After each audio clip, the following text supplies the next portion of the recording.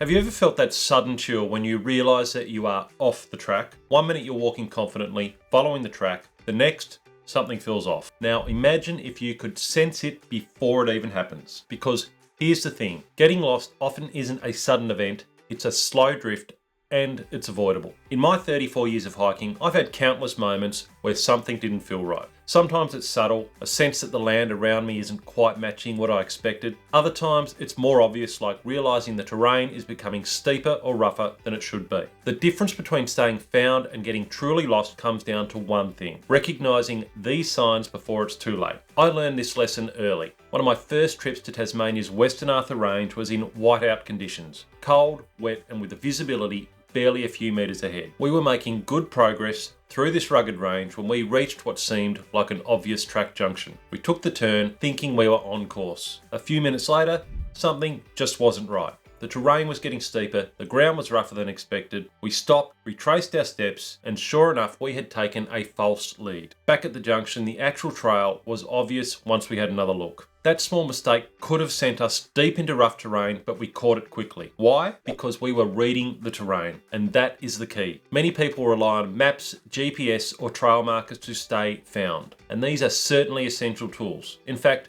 I spend hours poring over maps, digital, physical, or both, before each trip. And on multi-day hikes, I review my route each evening before each day to keep it fresh in my mind. But the one skill that has kept me on track after 34 years of hiking, more than anything else, is the ability to read the land itself. It's something that I cover in my new book too, because once you master this, every other navigation tool becomes even more powerful. Confidently navigating any terrain without constantly checking your GPS is an incredible skill to have. It gives you a sense of freedom. You're not just following a line on a screen, you are actually understanding the land around you. And the best part, it's a skill that anyone can learn. In this video, we'll break down exactly how it works, why it's one of the most important navigation skills, and how you can develop it yourself no matter your experience level. So, how do you do it? It all comes down to reading the terrain. By using the natural features around you, the hills, valleys, ridges and rivers, you can confirm where you are and where you're going, even when the track isn't clear.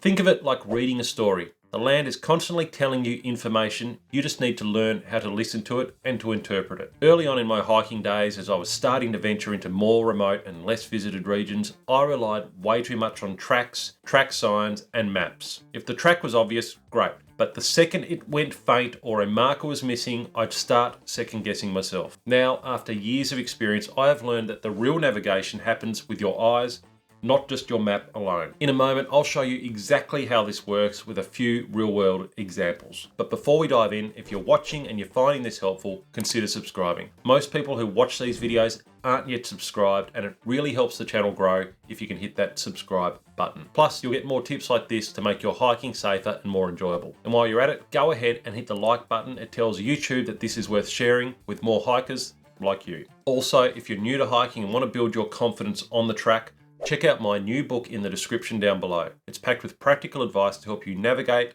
plan, and hike smarter. All right, let's get into it. Example 1. You're following a trail and your map tells you that the trail or the track should run alongside a creek on your right. But as you hike, you realize that the creek is actually on your left. At first, it might not seem like a big deal. Maybe the track just crossed over it, but something feels off. You check the terrain around you and you notice that the land is sloping in the wrong direction compared to what you were expecting it to be. At this point, it's time to stop and reassess. Did you take an unnoticed sidetrack? Has the creek forked and you're following the wrong branch? By catching this small mismatch early, you can backtrack a short distance, find where you went wrong, and get back on the track before you are too far off course. Example 2. So in this instance, you are hiking towards a flat saddle between two peaks. According to the map, this section of the track should level out before descending down into the next valley. But as you continue walking, the track keeps climbing instead of flattening out. At first, you might assume the saddle is just a little further ahead, but then you notice that the terrain is steeper than expected and the surrounding landscape isn't matching what you saw on the map before. This is a moment to stop and reassess. If the saddle was supposed to be a clear low point between two peaks, but you're still gaining elevation,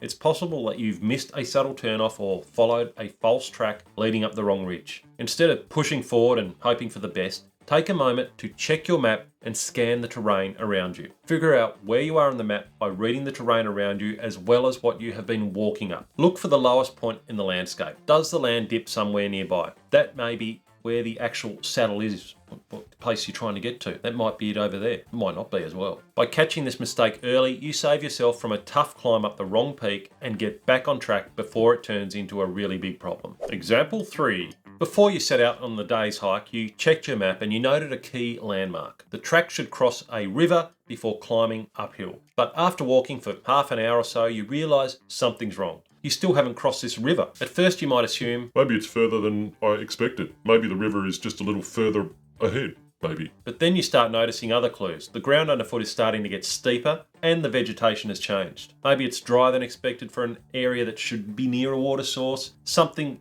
isn't adding up. This is a clear sign to stop and reassess. There are a few possible explanations. You may have missed the river crossing as a result of having gone off track without realising. There was a bend in the river and as a result you've just completely missed it because you've gone off track. The river may be seasoned, not seasonal, not seasoned. It's not seasoned, it's seasonal. Anyway, the river may be seasonal and currently dry, but in that case you should still see a clear depression where the water would normally flow. What do you do? Well, instead of continuing uphill and hoping for the best, it's time to check your surroundings. Does the land slope downward in a direction that could lead to a riverbed? Can you hear water running in the distance? If you're uncertain, backtracking a short way is the safest option. Return to the last point where you were sure of your location and scan the area again. If you're traveling with a smartwatch, something like this, that is tracking your route, then you can use this to help you backtrack to where you last were. By catching this mistake early, you prevent yourself from wandering too far off track and stay in control of your navigation. Each of these moments is a chance to catch a mistake before it becomes a problem. Why is this the most important skill in navigation? Now, that is a bold claim, but here's why reading the terrain is the foundation of all navigation. The skill that makes your map, your GPS and compass work for you rather than just being tools that you follow blindly. It's like reading body language, but for the land. Think of terrain reading like learning to read body language in a conversation. If you only listen to the words without noticing the tone, the facial expressions, or the gestures, you'll miss half the meaning. Navigation is the same. Your map, GPS and compass are the words. They tell you what should be happening, but the land itself is the body language. It gives you the subtle clues that either confirm or contradict what your tools are telling you. And if you learn to interpret those clues, you'll always stay one step ahead. Reading the terrain is proactive and prevents getting lost in the first place. Like myself in the early days, many hikers don't start truly navigating until they realise they might be lost or off track. They follow a GPS track, check their map occasionally, but assume they're on course until something just doesn't look right. But if you're constantly checking the landscape and matching it to what you expect, you stay aware the whole time. Small mistakes tend to not turn into big ones if you catch them early enough. This is exactly how I hike now. If something feels even slightly off, we stop immediately and we reassess. 9 times out of 10, it's just a tiny course correction, but that's what keeps us from ever getting truly lost. If you want to test this yourself, then the next time you're hiking, make it a habit to check your surroundings every 10 minutes or so. Are the hills where you expected? Is the terrain sloping the right way? The more you practice, the faster the skill becomes second nature to you. It makes navigation tools more useful. A map, GPS or compass can tell you where you should be, but only if you can correctly interpret your surroundings. A GPS might show you your position on a map, but if you don't understand how the land around you matches what you are seeing on that screen, it's easy to misinterpret the data. A map and compass, on the other hand, give you bearings, but if you don't know how to read the terrain alongside them, you can still go wrong. Imagine you are following a compass bearing through thick bush. You're heading in the right direction, but you don't realise you veered onto a parallel ridge instead of the one that you had intended. The compass bearing says you're still on track, but unless you understand the land, you might not realise your mistake until you're kilometres off course. And track markers, well, they can disappear or fall over or just be gone altogether. Maps, they don't always show every single detail, but if you're reading the land itself that you are on, you can often tell where the track should be,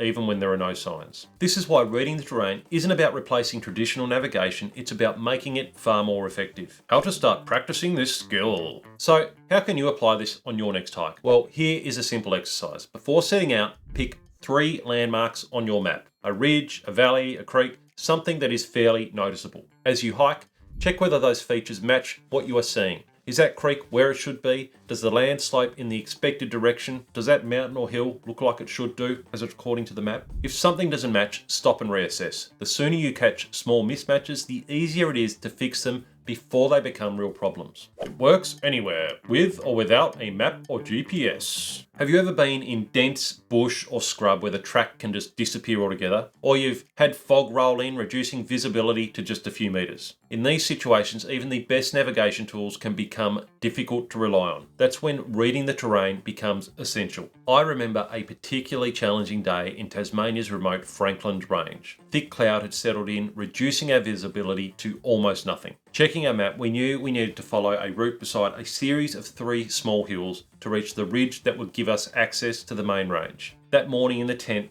with the cloud rolled in and just completely engulfing us, we decided that we would have a go and try and navigate with the terrain to get to this ridge. Without clear views ahead, we relied on the land itself, identifying the subtle shapes of these hills in the mist and staying alongside them as we moved along. Step by step, we navigated through the whiteout, and when the terrain finally opened up and the cloud lifted, we had reached the ridge exactly where we needed it to be. And it was a moment of quiet pride for the 3 of us on that trip, and proof that even without perfect conditions, the land still gives you all the information that you need if you know how to read it. That's the power of terrain reading the terrain. It works anywhere, in any condition, whether you have a GPS, a map, or just your own instincts. It builds confidence. Hiking becomes more fun and less stressful. When you trust the landscape to guide you, hiking feels completely different. Instead of feeling on edge, worried about getting lost, you actually enjoy the track. Before I mastered this, I'd get uneasy anytime I wasn't 100% sure of the route. Now, well,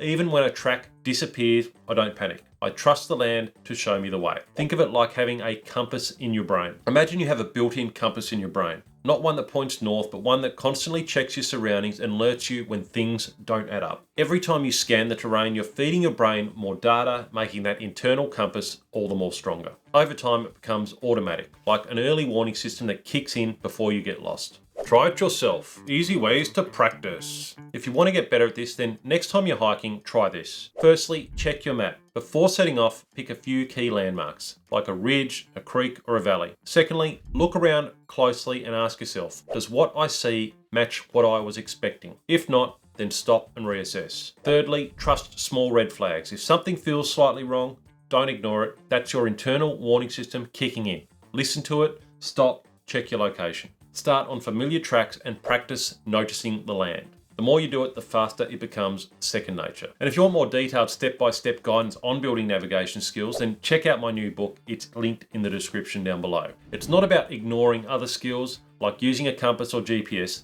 Those are very useful tools. But this is the foundation. If you can't read the land, no tool will help you. Try it on your next hike or bushwalk and see how it changes your approach. I promise you'll feel more aware, more confident, and way less stressed. And if you want more hiking tips that actually make a difference, then check out this video up here, this one right here, where I go into some hiking blunders that I have made and how you can avoid them.